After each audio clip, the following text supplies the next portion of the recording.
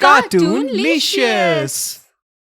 गरीब दुर्गा भक्त सुहानी बहुत ही गरीब और ईमानदार थी। उसके माँ बाप दोनों अंधे थे, जिस कारण घर की सारी जिम्मेदारी बेचारी सुहानी के नन्हे कंधों पर आ गई थी। 13 साल की छोटी सी उम्र में ही वो गांव के जमींदार के खेतों में काम करती थी। हर रोज वो अपने घर का सारा काम निपटाकर वो जमींदार के खेतों में काम करने चली जाती थी।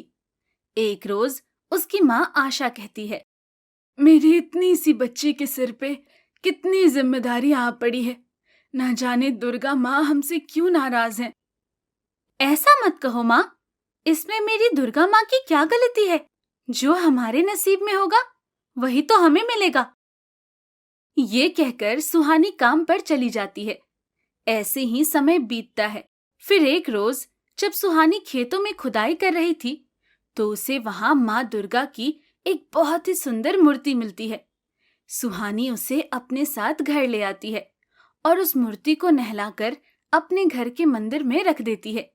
फिर खाना बनाकर सबसे पहला भोग दुर्गा माँ की प्रतिमा को लगाती है। फिर अपने माता पिता को देती है और आखिर में खुद खाती है। कुछ देर बाद रात हो जाती है और वो सभी सो जाते हैं। अचानक आधी रात को दुर्गा माँ की प्रतिमा से तेज रोशनी प्रकट होती है, जिसकी रोशनी जमीन पर सो रही सुहानी की आंखों पर पड़ती है और वो जाग जाती है। जब वो ये चमत्कार देखती है तो बहुत खुश होती है।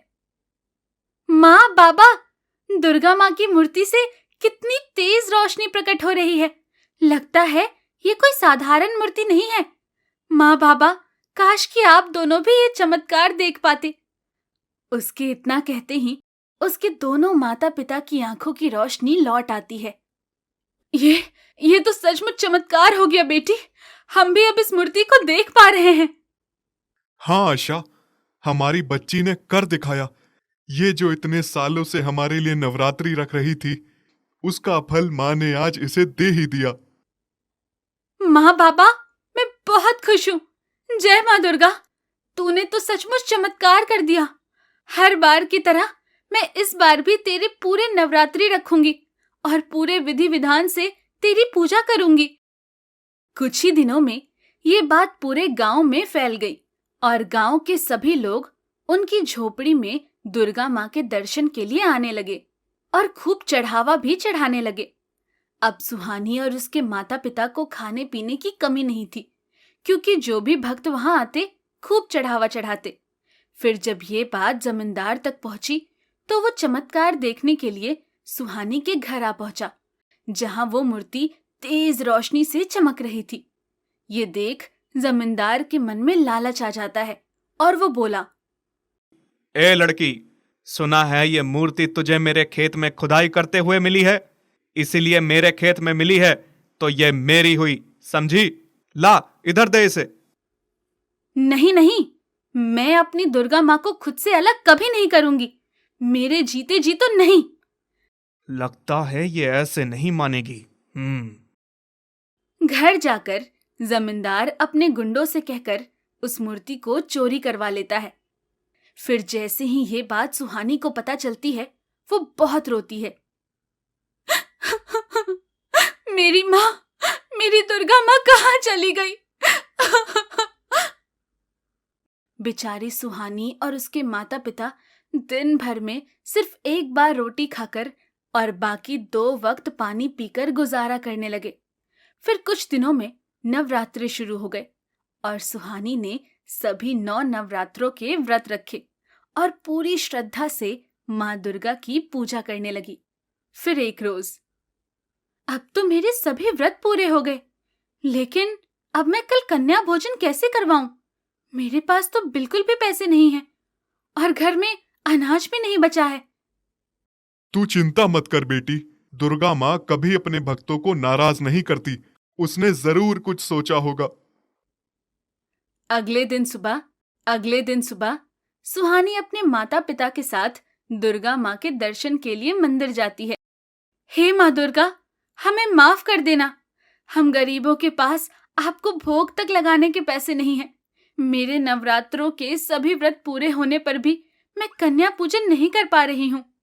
फिर मंदिर से वापस लौटते वक्त सुहानी को एक पत्थर से ठोकर लग जाती है और वो नीचे गिर जाती है। सुहानी, तू ठीक है ना मेरी बच्ची?